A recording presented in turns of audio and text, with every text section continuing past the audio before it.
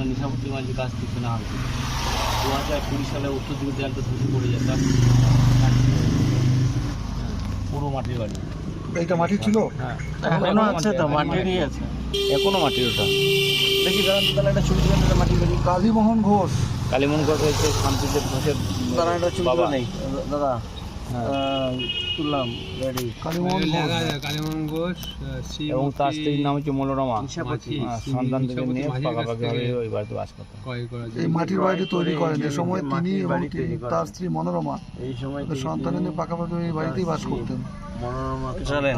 আর কি বললেন ওই সঙ্গীতজ্ঞর নাম বললেন?